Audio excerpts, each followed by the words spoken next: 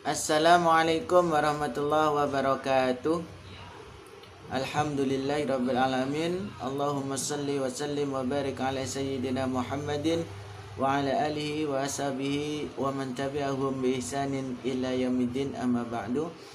Anak-anakku yang dirahmati Allah Subhanahu wa taala, kali ini Bapak akan membahas tentang surat Al-Hujurat ayat 12 dan ayat 13. Ayat 12 berbunyi seperti ini. A'udzu billahi minasy syaithanir rajim. Bismillahirrahmanirrahim. Ya ayyuhalladzina amanu jtanibu katsiran minadh-dhann inna ba'dadh-dhanni itsmun wa la tajassasu ولا تجسسوا ولا يغتب بعضكم بعضا أيحب أحدكم أن يأكل لحم أخيه ميتا فكرهتموه واتقوا الله Innallaha tawwabur rahim. Ini adalah ayat yang ke-12. Sementara sebelum Bapak membacakan ayat ke-13 dan nanti Bapak akan membahas apa kandungan dan apa pelajaran yang dapat kita ambil, yang dapat kita terapkan dalam kehidupan kita, Bapak akan mengajarkan dulu bagaimana cara membaca ayat ini dengan baik dan benar. Yuk ikutin ya. Bismillahirrahmanirrahim. Ya, ikutin. Baik. Ya ayyuhalladzina amanu jtanibu. Ya, jimnya qalqalah. Jangan lupa dipantulkan jimnya. Yuk, ikutin. Ya ayyuhalladzina amanu jtanibu. Ya. Katsiran minadh-dhann. Coba. Ya, betul. Bawa ulangi. Katsiran minadh-dhann. Ya. Dhonnya ditahan. Dhon. Inna ba'dadh-dhanni itsmun wa la tajassasu. Ya, coba ikutin.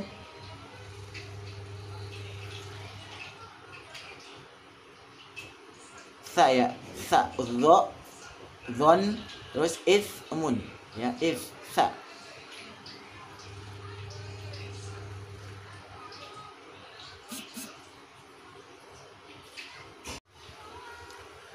Wala tajassasu wala yaghtab ba'dukum ba'dha. Ayo. Ikutin.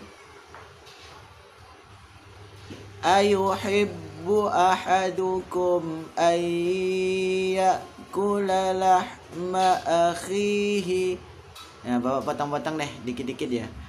Ayuhibbu ahadukum. Ya, ikutin. Ayyakula lahma akhihi maitan fakarihtumuh. Ikutin.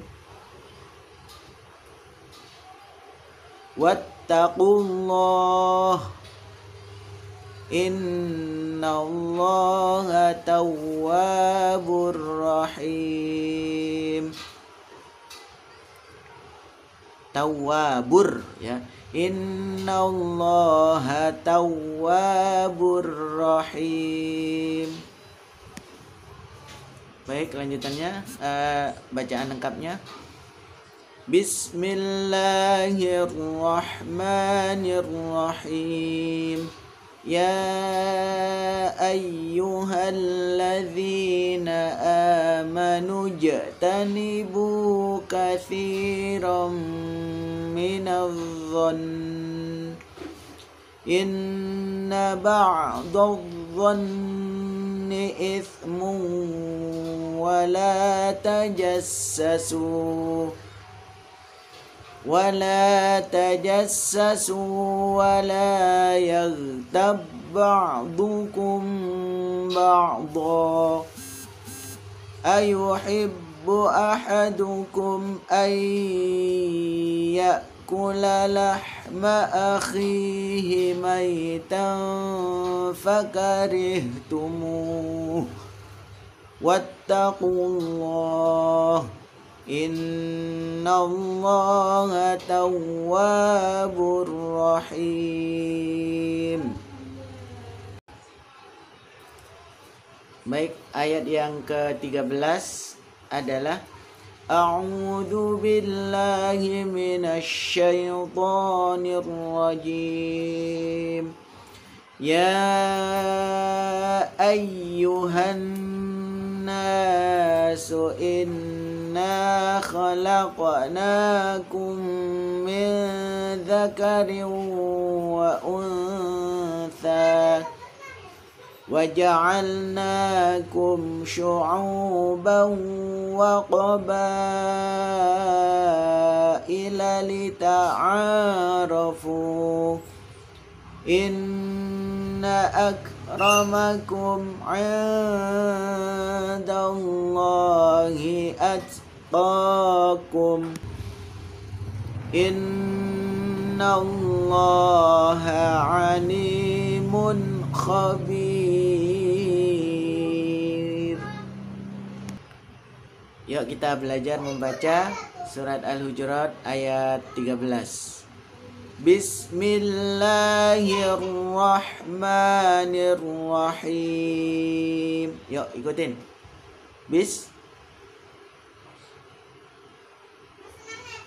Ya. Ya ayyuhan nasu inna khalaqnakum. Ikutin. Ya.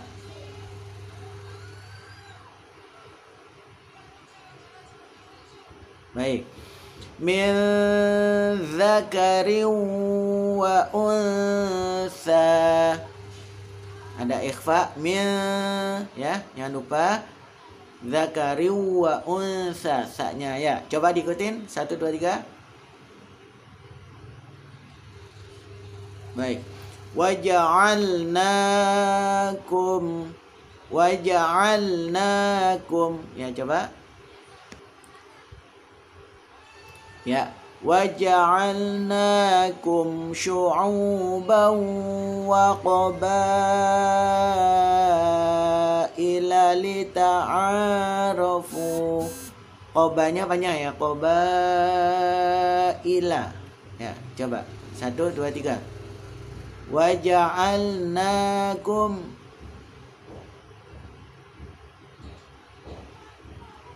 lita'arafu. Baik. Inna, ini innya agak ditahan ya. Inna agak lama ya, dipanjangin dikit. Inna akramakum 'indallahi atqakum. Ya, coba. Inna. Ya, bagus. Ditahan lagi. Innallaha 'alimun khabir. Roknya tipis jadi ininya bibirnya ke bawah. Khabir. Jangan khabir. Nggak boleh. Ya. Innallaha 'alimun. Izhar harus jelas. alimun khabir. Ya, coba.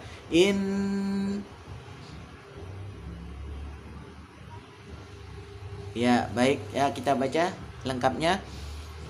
Ya ayyuhan nasu. Ya, boleh diikutin barengan, suaranya bareng sama bagus.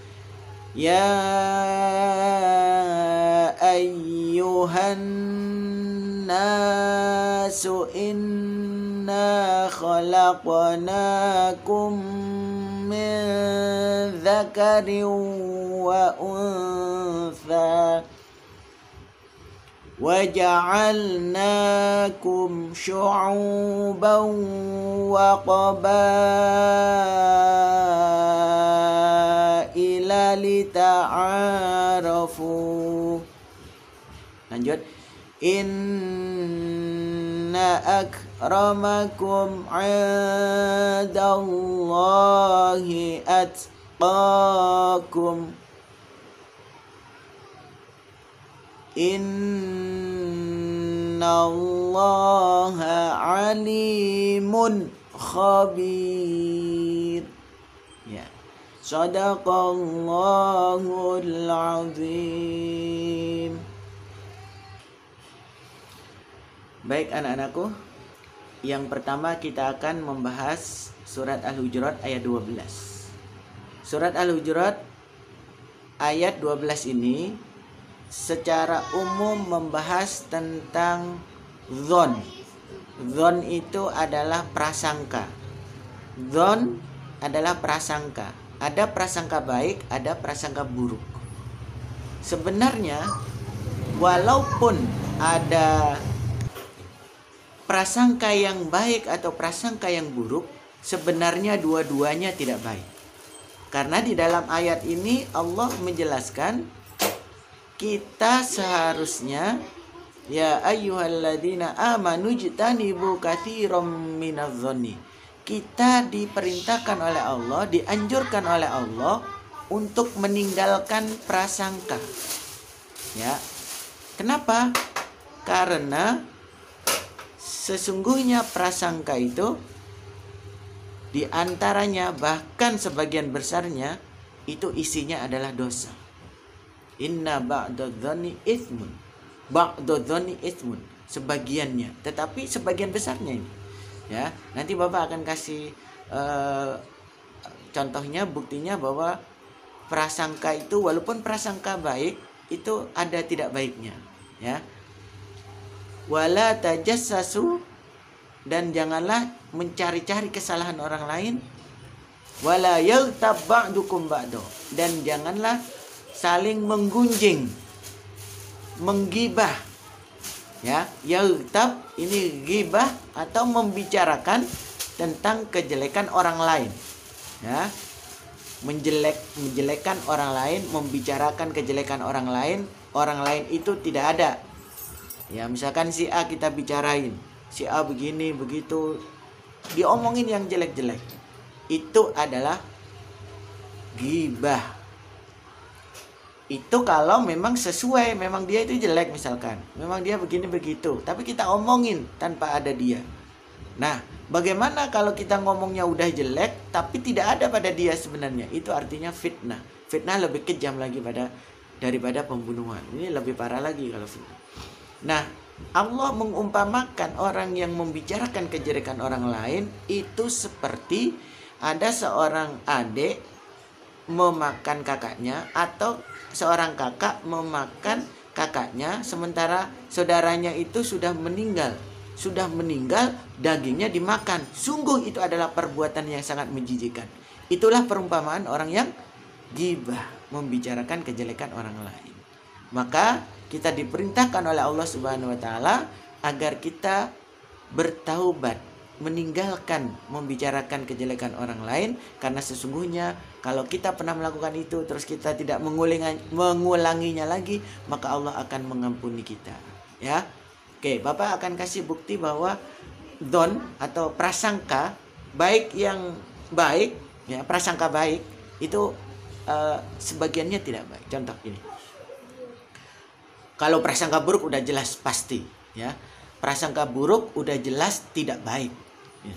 Nah, kita bicarakan dengan bagaimana dengan prasangka yang baik, Pak. Saya kan berprasangka baik pada si A. Apakah itu adalah mengandung kebaikan? Baiklah begini. Coba, Bapak akan tanya kepada kalian. Kalian berprasangka bahwa orang tua kalian itu baik.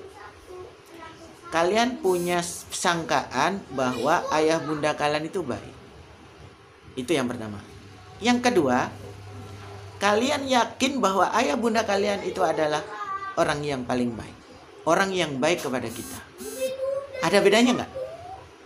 Kalau kamu berprasangka atau menyangka bahwa ayah bundamu itu baik, berarti kamu masih ada keraguan. Kamu tidak yakin bahwa orang tuamu itu adalah baik.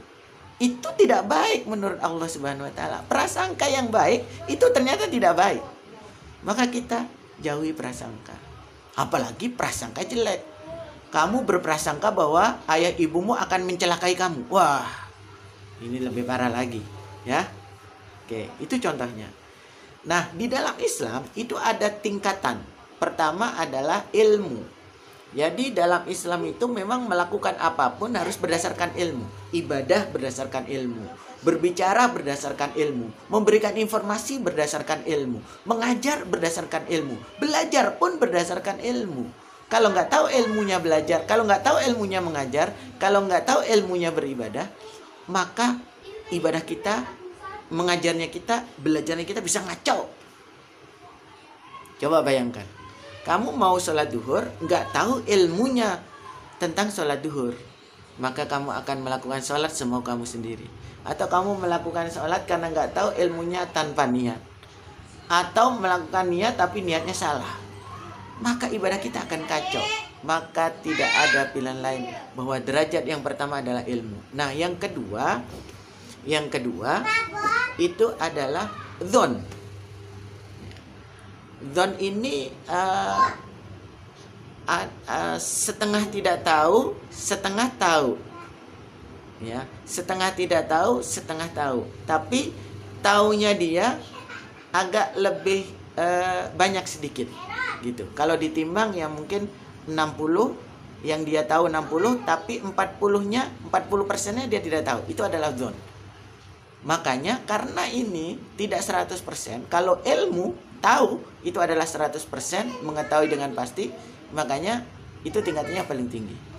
Nah, dzon ini mungkin paling tinggi yang kita tahu adalah 70%, sementara 30% tidak kita ketahui. Nah, kalau kita bicara tentang sesuatu yang 30%-nya tidak kita ketahui, kemungkinan kita akan salah. Gitu ya. Oke. Kemudian di bawah dzon itu ada syak. Syak itu ragu. Kalau ragu itu 50-50. Ya, 50 tahu, yang 50%-nya tidak tahu. Ada lagi di bawahnya itu adalah waham. Kalau waham itu yang dia tidak ketahui itu lebih banyak daripada yang dia ketahui. Jadi kebalikannya dari dzon. Dan yang terakhir adalah jahlu. Jahlu itu bodoh. Bodoh itu tidak tahu. Nah, kalau tidak tahu ini sama sekali parah, ya. Jadi kebalikannya dari ilmu adalah jahlu atau bodoh. Tahu dan bodoh atau tidak tahu. Nah, maka kita harus melakukan sesuatu dengan ilmu. Jadi jangan berkata sesuatu kalau tanpa ilmu. Jangan memberitakan sesuatu yang tidak kamu tahu. Ya, paham ya? Ini maka kita penting belajar dari surat Al-Hujurat ayat 12 dan 13 ini. Nah, ayat yang 12 ini yang pertama adalah apa yang pertama? Kita harus menjauhi prasangka, itu satu. Yang kedua, wala tajassasu, jangan mencari-cari kesalahan orang lain. Kayak nggak ada kerjaan aja, ya. Si A itu begini-begini, apa kesalahannya, dicari tahu gitu. Untuk apa? Biasanya kalau nyari tahu kesalahan orang lain itu adalah ujung-ujungnya adalah ghibah. Wala yaghtab, jangan ghibah. Ya, ghibah membicarakan kejelekan orang lain ketika orang lain itu tidak ada. Ya. Kemudian kita dilarang ghibah. Kemudian yang terakhir, Allah memerintahkan kita untuk bertaubat, selalu mohon ampun kepada Allah Subhanahu wa taala. Itu ya pelajarannya, bisa kita terapkan dalam kehidupan kita sehari-hari. Ya. Oke, paham? Baik, selanjutnya kita bicara tentang surat Al-Hujurat ayat 13. Membicarakan tentang apa nih Al-Hujurat ayat 13? Ya, tadi udah kita baca ayatnya, sekarang kita artikan. Ya, maaf. Ya ayyuhan nas, inna khalaqnakum min dzakari wa untha. Allah menciptakan manusia dari jenis laki-laki dan perempuan. Jadi Allah itu menciptakan berpasang-pasangan, ada laki-laki, ada perempuan. Ya, ada laki-laki, ada perempuan. Ya, ada jantan, ada betina, begitu maksudnya. Tapi ini kalau manusia laki-laki dan perempuan. Wa ja'alnakum syu'uban lita'arafu. Nah, syu'uban wa qabaila lita'arafu. Dan Allah menciptakan manusia ini bersuku-suku, ya, syu'uban wa qabaila, berbangsa-bangsa, lita'arafu, agar saling mengenal. Ini adalah istilahnya silaturahim, ya. Kita harus saling mengenal saudara kita, ya, tetangga kita, teman kita, apalagi guru kita, ya. Nah, itu harus kita saling mengenal, saling menjalin hubungan yang baik antar sesama manusia, bukan saling bermusuhan. Inna akramakum indallahi atqakum. Kemudian dilanjutkan, sesungguhnya kalian ini macam-macamnya, beda kulit, beda bangsa, beda negara, beda bentuk tubuh, beda bahasa dan lain sebagainya. Ya, perbedaan itu kita jadikan wahana untuk saling mengenal. Tetapi yang ditegaskan oleh Allah Subhanahu wa taala, inna akramakum indallahi atqakum. Sesungguhnya dari sekian berbagai macam perbedaan itu, yang Allah lihat adalah ketakwaannya. Karena orang yang paling bertakwa adalah orang yang paling mulia di sisi Allah Subhanahu wa taala. Maksudnya takwa itu apa? Yaitu orang yang menjalankan perintah Allah dan menjauhi yang dilarang oleh Allah Subhanahu wa taala. Itu orang yang bertakwa. Orang yang paling nurut sama Allah, perintahnya dikerjain, larangannya dijauhin. Menjalankan perintah Rasulullah juga berarti sama dengan menjalankan perintah Allah. Apa yang Rasul perintahkan kita jalanin, apa yang Rasul larang kita hindarin. Itu adalah takwa. Dan itulah orang yang paling mulia di sisi Allah. Bukan orang yang paling kaya, bukan orang yang paling pandai ilmunya, bukan orang yang paling bodoh, apalagi bukan orang yang paling tinggi kedudukannya atau pangkatnya, tidak. Tapi orang yang paling bertakwa, orang yang berilmu. Tapi ada juga yang ngaco. Ada orang yang biasa-biasa tapi ketakwaannya kepada Allah tinggi. Maka yang Allah lihat adalah ketakwaannya. Makanya kayak kemarin itu kurban. Kurban Allah nggak ngelihat berapa besar kurbannya, berapa banyak kurbannya. Tapi yang Allah lihat kurbannya yang terbaik didasari dengan takwa. Yaitu untuk menjalankan perintah Allah. Itulah yang Allah lihat. Ya. Itulah, ya, sekali lagi, maka orang yang paling mulia di sisi Allah adalah orang yang paling bertakwa. Orang yang paling bertakwa pasti tidak melakukan kecurangan, pasti tidak melakukan kebohongan, pasti tidak akan mengambil hak orang lain, pasti dia akan takut kepada Allah untuk melakukan yang tidak baik, karena Allah akan murka kepada dia. Kemudian Allah tutup ayat ini dengan innallaha alimun khabir. Allah itu maha tahu apa yang terjadi pada kita. Ya. Jadi jangan kira di dalam hati kita membicarakan kejelekan orang, membicarakan apapun, menyembunyikan apapun di dalam hati kita. Jangan kira Allah tidak tahu, Allah pasti tahu. Oleh karena itu, orang yang bertakwa pasti merasa dirinya, apapun yang akan dia lakukan, apapun yang akan dia ucapkan, apapun yang akan dia pikirkan, apapun yang ada di dalam hati dia, dia yakin Allah pasti tahu. Maka Allah pasti akan tahu. Oleh karena itu, karena Allah pasti tahu, maka dia akan takut kepada Allah untuk melakukan yang tidak disukainya. Dan dia akan melakukan yang akan mendatangkan rahmat dan sayang dan ridho dari Allah Subhanahu wa taala. Nah, ini adalah dua ayat yang kita pelajari pada kesempatan kali ini. Bapak minta kepada kalian untuk menghafalkan dua ayat ini karena dua ayat ini luar biasa, bisa kita jadikan pedoman hidup agar hidup kita menjadi lebih baik. Amin ya Allah ya rabbal alamin. Mudah-mudahan ada manfaatnya untuk diri pribadi dan kita semua. Assalamualaikum warahmatullahi wabarakatuh. Terima kasih sudah nonton. Jangan lupa like, subscribe, dan share ya.